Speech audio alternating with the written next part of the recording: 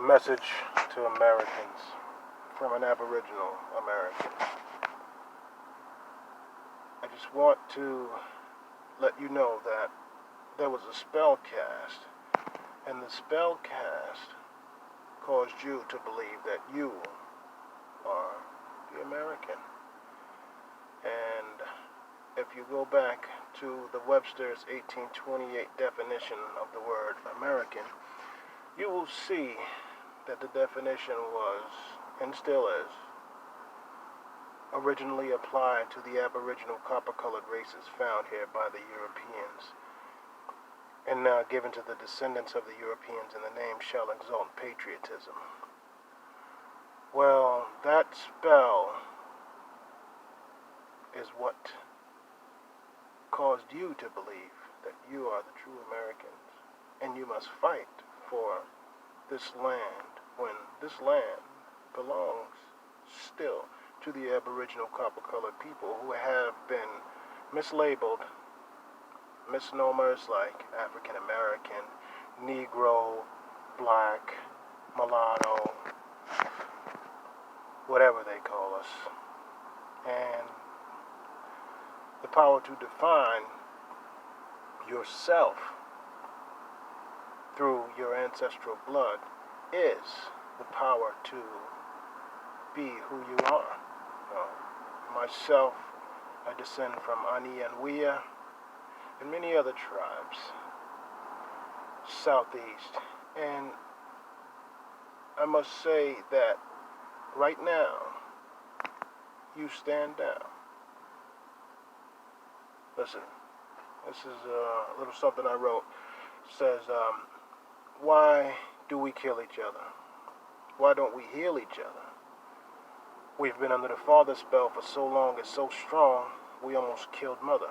Now, Mother Earth has been dying due to the paternal patriotism that has been implemented in the mind of the people who were brought over here. See, your ancestors were brought here from Europe, and on paper, they were transformed, although your blood still may be French, Portuguese, Spanish, English.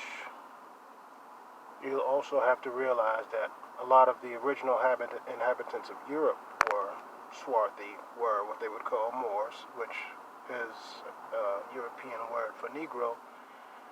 And you'll find a lot of dark people in your family, and there's a reason for that. Benjamin Franklin talked about the observations concerning the increase of mankind. So to increase mankind, you must decrease the original man. So with that, they were also, this is his 1751 essay to his friends. So they were talking about clearing America of its woods and all of this stuff. And you should read it. And you should read number 24 especially. But so now that you have assumed this identity of American, and the name shall exalt patriotism, per George Washington, you feel like you have to fight for something that isn't yours. And your ancestors who came from Europe, they had to basically pledge allegiance to the supremacy that was going on over here. Now, the word white, W-H-I-T-E, comes from the word W-I-G-H-T. So it's very important to identify as your Italian self, or your Irish self, or your whatever bloodline flows through you. All of my bloodlines, I do have Dr. Watson from 1800, who was a Caucasian, who was the father of one of my fourth great-grandmothers. But other than that, I've seen all what they would call Indians or Aboriginal people, and nothing against any other, I wouldn't call it race, because race is competition, and once you identify as a race, then you must compete as that. So your nationality as who you are. Now, knowing your nationality is very important for you, your children, and so on. We can't go any further without knowing all the devices that have been brought to us to allow us to destroy ourselves. The only power they have is the lie. And if you look at the word believe, right in the middle of it is the word lie. Their only power is the ability to lie. Our main disability has been the power to believe. We must stop believing and know. When knowledge shows up, belief has to pack its bag and go elsewhere. So I'm saying this to those who have considered themselves American via paper, who travel around with their Trump flags and their American flags and all of this. You are still a European, and it's okay. That is your blood. You are not an American off paper, and there is no need to destroy or try to fight for a corporation that has also destroyed you. There's 1% controlling 99%. But when 49% joins them and their way of thinking, then that levels the playing field. Because they have 49% people fighting for them. Now here we are. Here we are, fighting each other over a demonic system, a foreign government that was brought over by foreign people for the benefit of foreign people. It's okay to be foreign. It's okay. That is your blood. And accept it. I am not foreign. I am Aboriginal. And most of the people that you see that look like me are Aboriginal to the Americas. You must know this. This is the only way for us to defeat this evil. You actually have to join team with the Aboriginal people. You have no choice. It is only the Aboriginal way of thinking, the Aboriginal way of life that can save us against these demons who appear as people and are destroying people with a fake airborne illness, which may be just the flu. And now through it, and they've told us in their Global 2000 reports and so many other documents that they need to decrease the population. Can you imagine as spacious as the earth, these continents and countries are, there are a small group of people that say that there are too many people breathing in this air that the Creator has given to us, the Great Spirit. Can you imagine? So they say that we have to decrease population. How? Who are you to think that you are so powerful, that you understand what this earth needs? In your infancy, you have not even been around long enough as a species to say what this earth needs. So now what? Supremacy is an illusion. It's all a lie. A lie is homeless. Anger is homeless. Ignorance is homeless. Evil is homeless. They all need to sign a lease. They need to sign a lease with you. And they hate the Aboriginal people. This is not just me saying it. There's evidence of it. And they need your help to destroy the Aboriginal way of life. It is not destroyed. The earth is our mother. She will and she still does watch over us. And everything that we need comes from her. We just have to go to her. And only going to her will we have an opportunity to live. Because the father or the forefathers, They are the magicians, the liars. They are the ones who are controlling the narrative. Now you control the narrative. You control the narrative. Take off your shoes. Go stand in a clean patch of grass and soil and allow the mother to speak to you. You got a fever. Your fever won't go down as long as it's not too cold outside. Go stand on the grass and your fever will go down.